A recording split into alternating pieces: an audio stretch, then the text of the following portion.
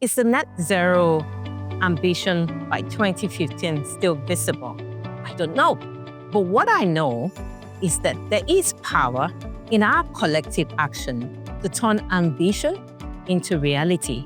Join me as we discuss the business case for decarbonization, practical insights, inspiring case studies, and answers to complex questions around carbon credit, regulation, and reporting.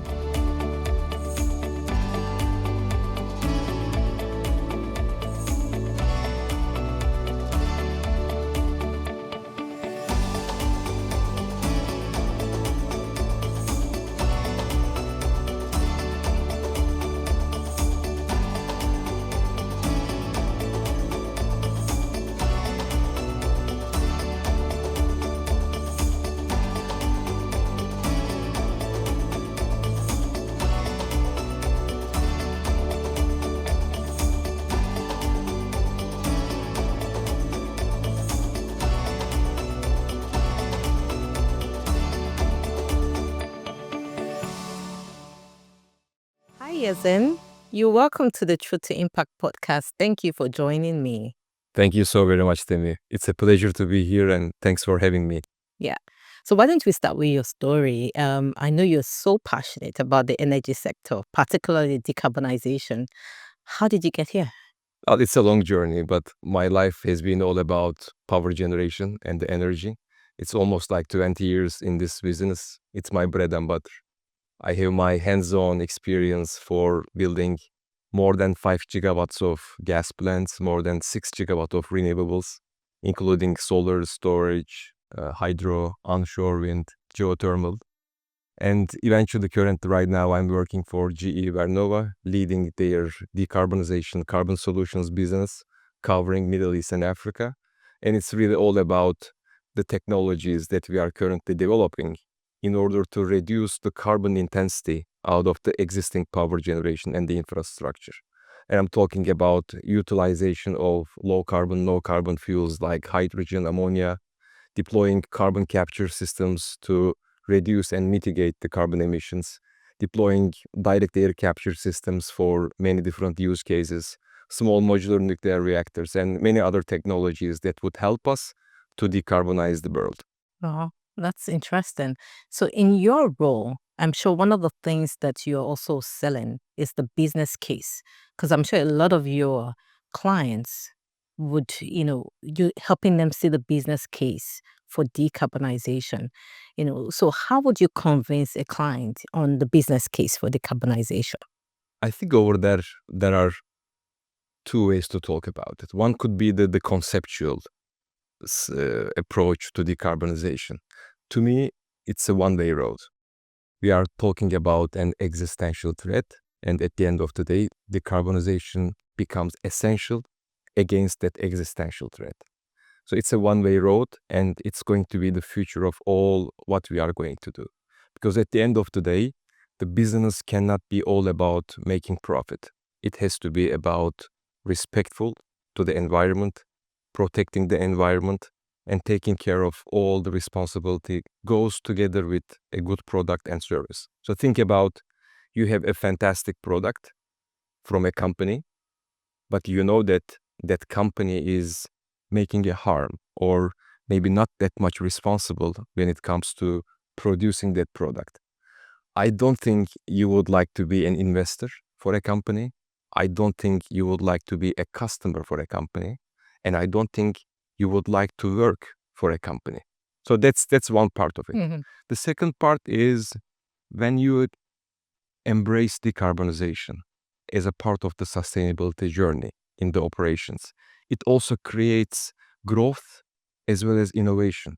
So all the things that we are talking about are literally either reducing the waste so that you reduce the emissions, finding new ways of doing things. So against the business as usual, you are implementing innovation. You are implementing process improvement.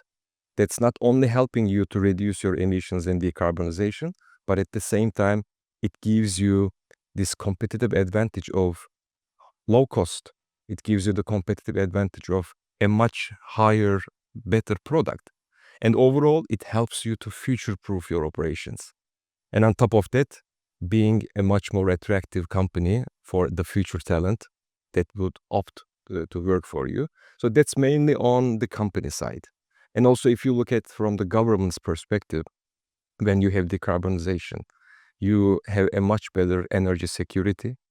At the same time, you create more jobs. You make sure there is prosperity.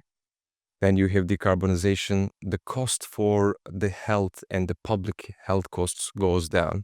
So I think overall, if you look at from all perspective, it helps the companies to future-proof. It helps the companies to really structure their operations for the future. So in that regard, it's not just the cost aspect, it's much more rather on the way of having a long-term investment to build resilience, prosperity, competitive advantage, and of course, doing the right thing with the mindset of not only profit, but also being responsible for the planet. Yeah, absolutely. So let's assume, some of our audience and companies watching this are saying, how do I start my decarbonization journey? What would be your advice in terms of, having a decarbonization strategy? And it would be also nice for you to give us, some successful case studies that you've seen in your experience. Absolutely. We like these some pills kind of information. So I think over there we can use 3D, Okay. which stands for the first one is the data, the second one is the decision, and the third one is the direction. So data, decision, direction. It all starts with the data, collecting Right. the data, in order to really understand and take a snapshot of where you are right now. Even if you are doing it on a very primitive scale, very basic scale, it all starts with collecting the data about your emissions, your scope 1 emissions, scope 2 emissions, and of course, the scope 3 emissions. Right. So once you take a picture of what are your emissions coming out of your operations, now at least have an idea of what are you emitting. That's the first step. It doesn't have to be perfect. It doesn't have to be with the second or third decimal stuff. As soon as you have a data and understanding and the order of magnitude, now you have a very good starting point. As Rumi says, just start walking. The way is going to appear. Same story over here. Just start doing it. The second piece is going to be the decision part. The most important thing, I would say, because we are moving in a transition period, is the buy-in from the leadership. So once you have the commitment, once you have the data, and then the second thing would be based on science-based targets, what are you going to achieve and when are you going to achieve? So you have to give that decision, you have to make it out loud so that everybody, including your investors, stakeholders, customers, would be aware of what are you after. And then they will understand you are walking the talk. And the third piece is going to be the direction. So once you have your data, once you have a clear roadmap, and it doesn't have to be picture perfect again. I mean, you can adapt it, you can change it, but now you have a line of direction, a destination, you know where you are going to travel. The rest would be adapting all those changes and improvements into your day-to-day operations. It could be adapting and embracing it through your supply chain, adapting and embracing it through your operations, human resources, product management.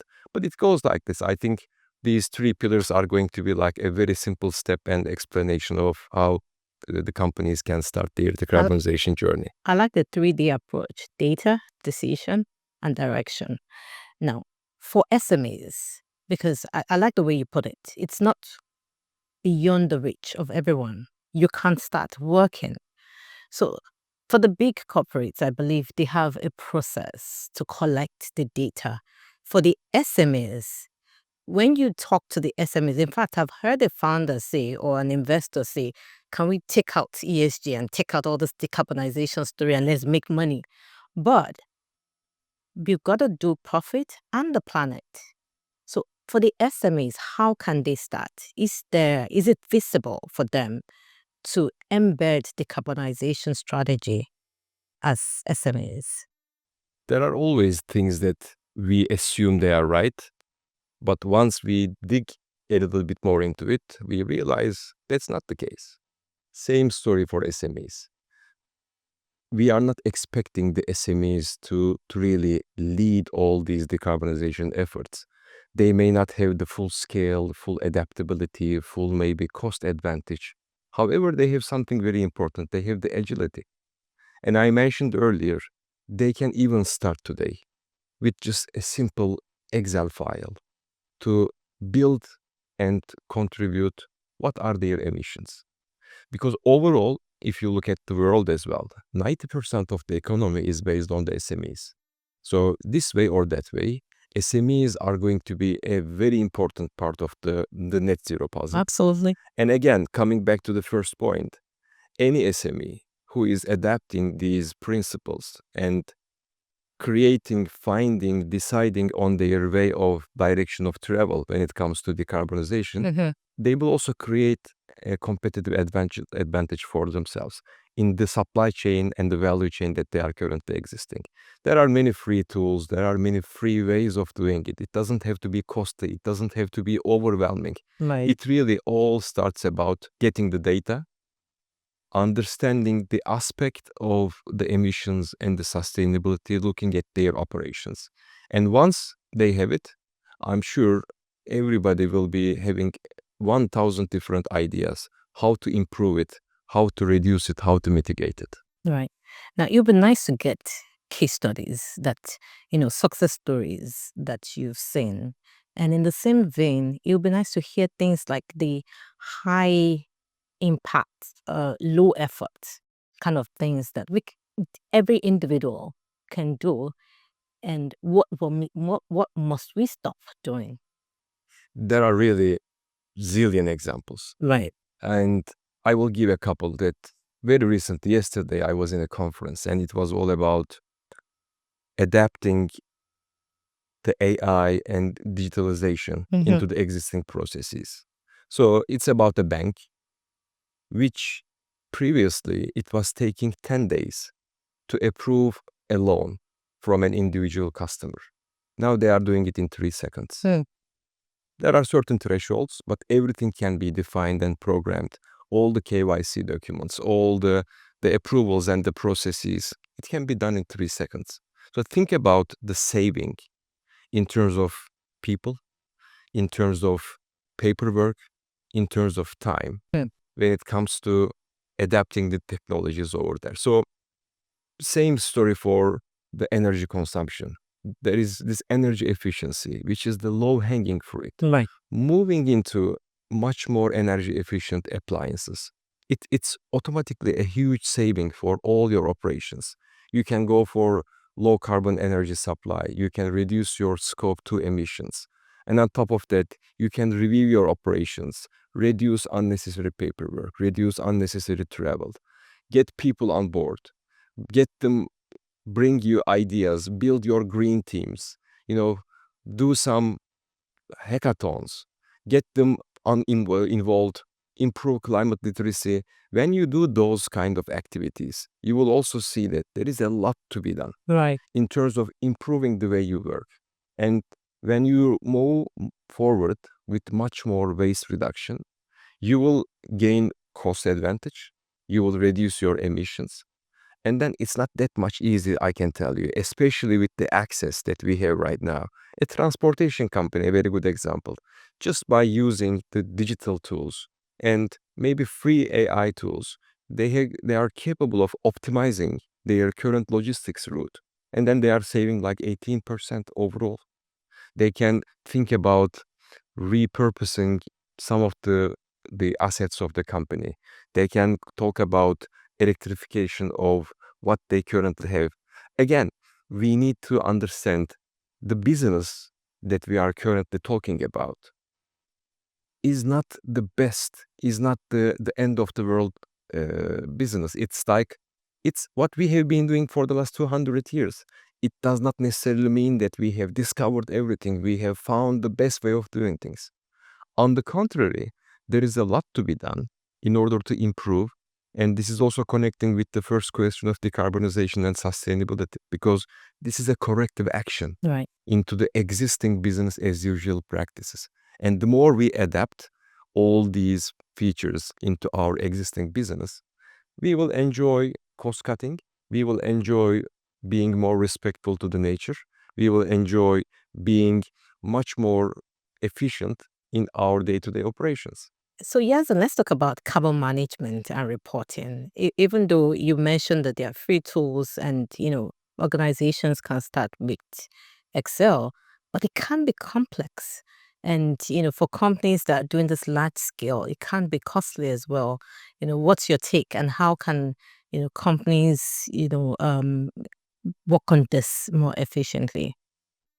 I think again, I'm hearing this a lot as well. So there are like maybe three main pillars over there. One is the data quality. And it's a general problem for everyone. Again, we don't need to be perfect at day one, especially when we talk about scope 3 emissions, which is very much depending on the supplier transparency and understanding the full value chain. It can be a little bit challenging in day one, but it doesn't have to be perfect. By time, there will be ways to improve the data quality, because everybody will improve their data quality. And the more quality data we have from all the supply chain, it's going to feed each other like an overall domino effect.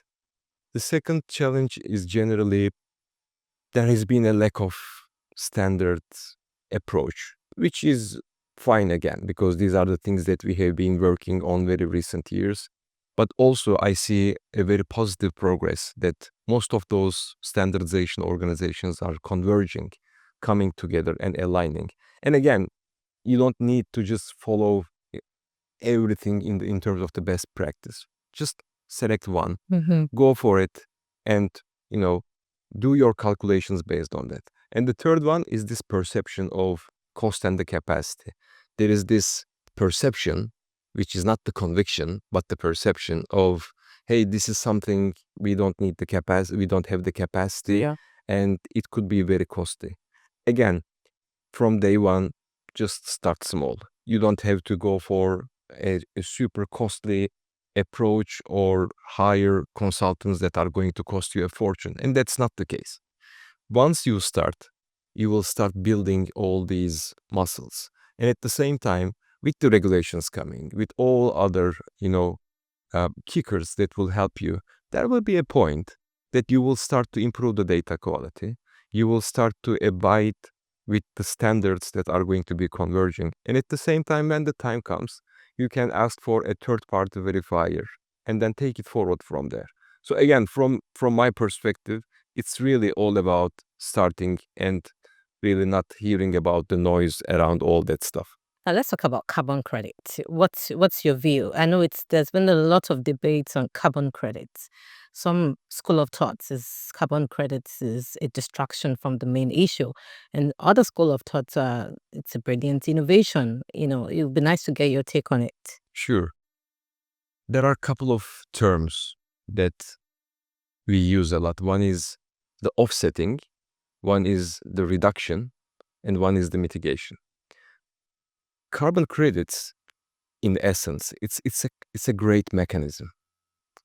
Why it's a great mechanism? Because there are some sectors that we define as hard to abate sectors, which may not be that easy for them to decarbonize as fast as we can, or as fast as other sectors can do. So in order to help them, because they cannot do it right now, but this does not mean that they should not take any action.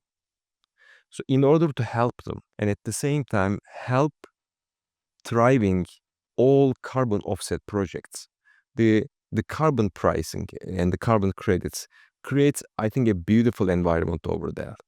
You can go and look for offsets.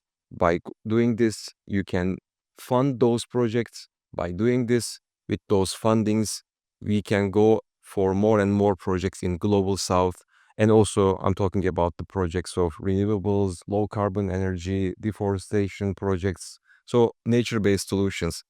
On the other hand, we should be very careful about the way we use the carbon credits, it must be crystal clear that carbon credits are the last resort. Right. So the main thing that everybody needs to be very much aware and put as the first priority is how we can reduce our emissions and how we can mitigate. Once you use all the tools available, once you make sure you left no stone unturned, then in order to really contribute and have a dent in your documents, in your carbon footprint, as well as supporting the whole ecosystem, then you can go for carbon credits. Yes. So I think in that regard, it's a tool that you should be used carefully. And at the same time, we have to be also cautious about the reputational risk. That's why if we use it in the right way, as many other things in life, if we use it in the right way, if we use it in the proper way, it is just helping everyone to really move the needle. Right. I think I love the way you put it, which is the fact that you are investing in carbon credit doesn't mean you shouldn't do anything. You need to set targets. You've got to reduce. And then carbon credits is also a way of investing, but the objective should be to reduce your carbon emission. That's the number one ultimate priority. Yeah. And the carbon credits are going to be the complementary part of it. Absolutely. Yeah. Now let's talk about carbon markets, because carbon credits is what gave birth, I believe, to carbon market.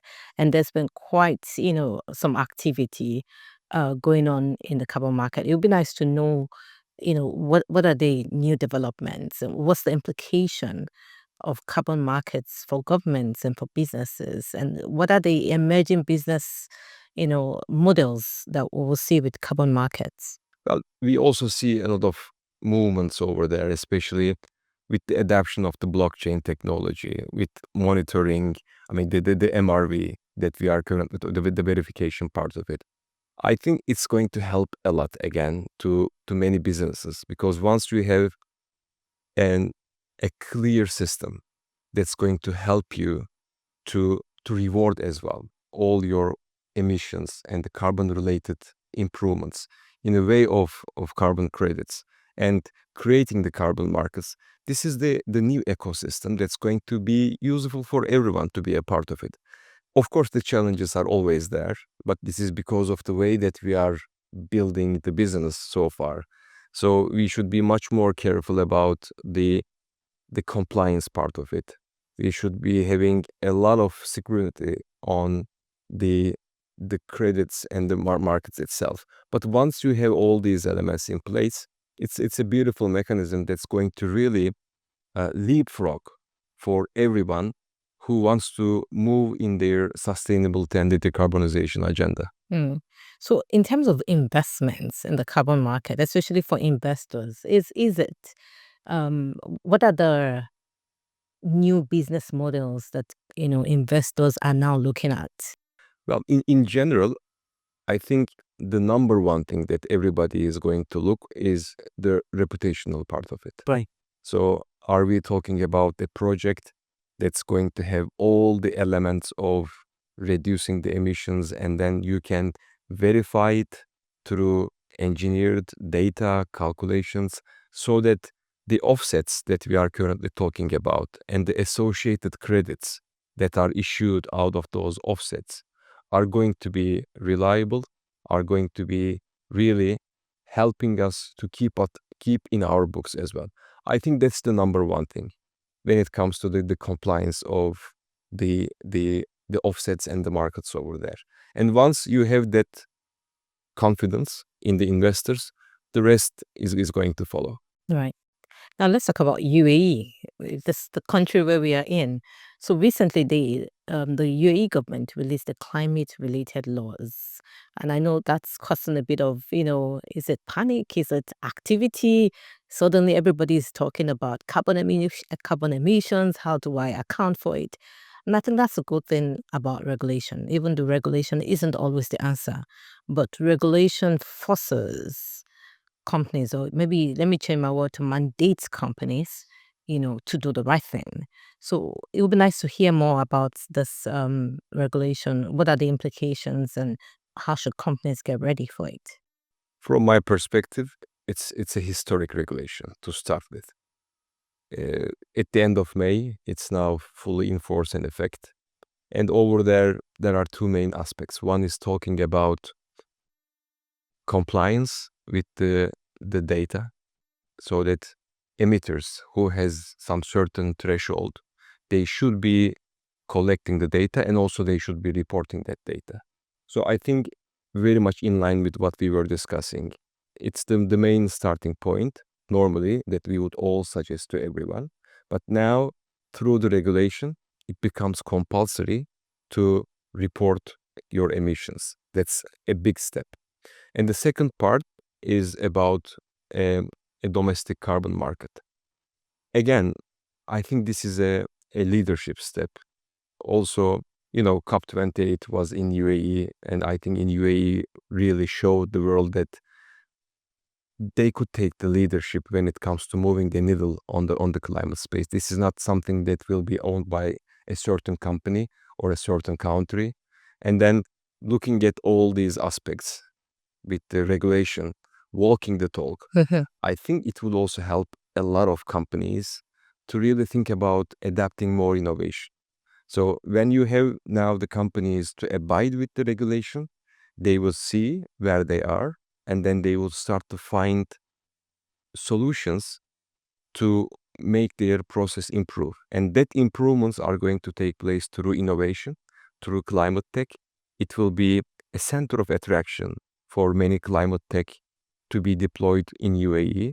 And I think it's going to be a super win-win. And on top of that, I think it's the first time it's a preceding in the region. Yeah. There will be many more to come, following the footsteps of the UAE.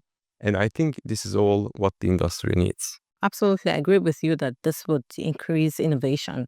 And, sometimes we need a push to change things. And I like the way you put it initially, is a corrective action in terms of sustainability.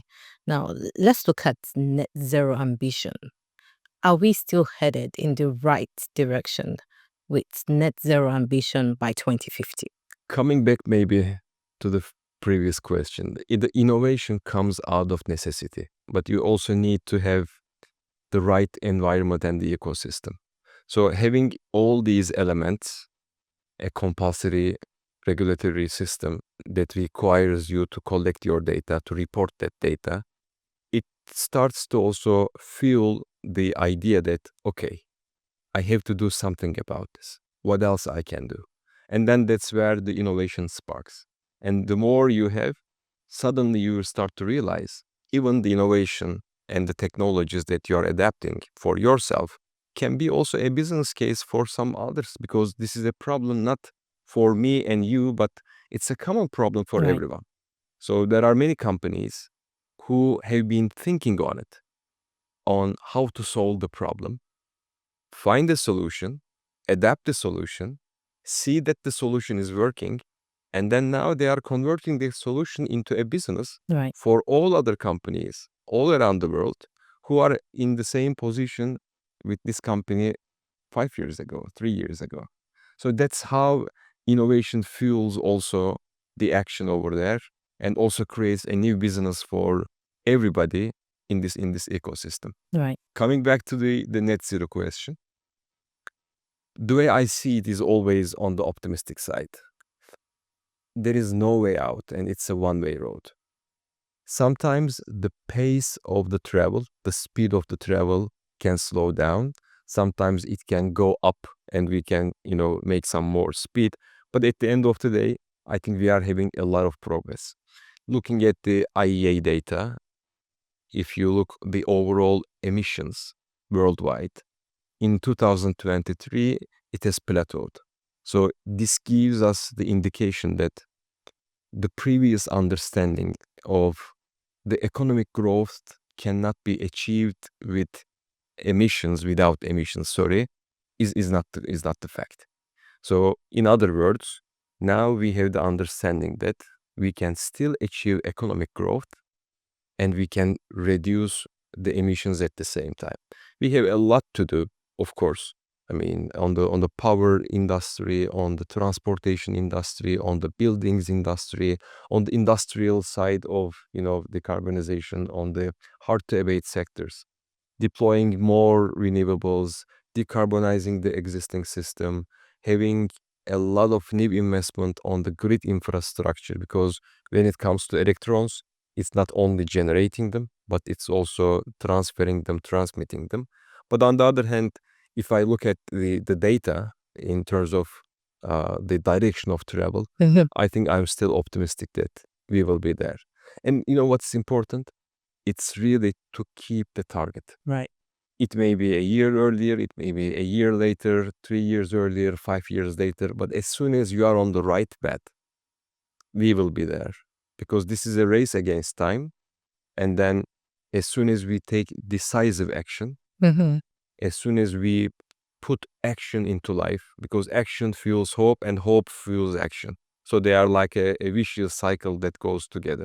As soon as we take decisive action, and I always encourage everybody in terms of taking action, as soon as we have decisive action, I don't see any reason not to achieve net zero. Yeah. And we have to keep working there.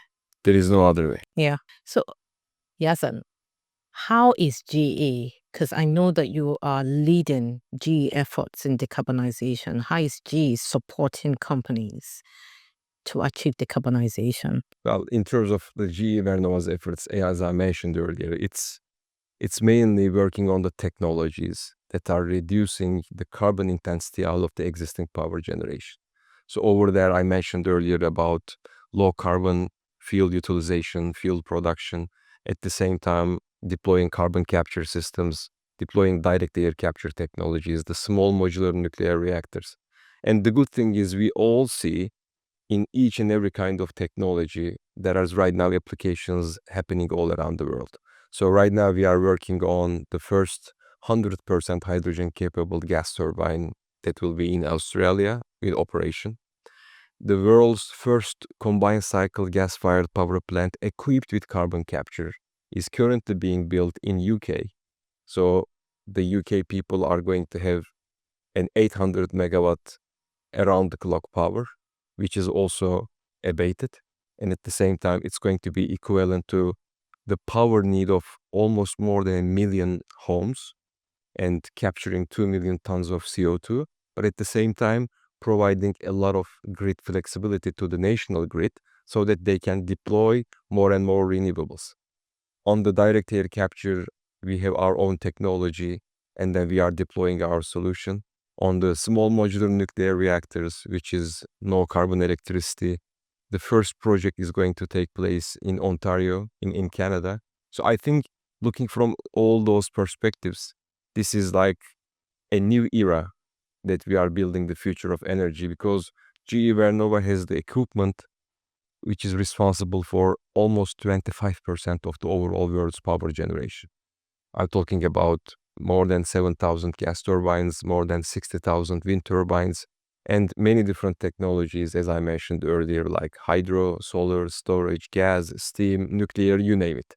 So the way we work is all about really with the main two purposes that the company has, which is electrification, because the world needs electricity.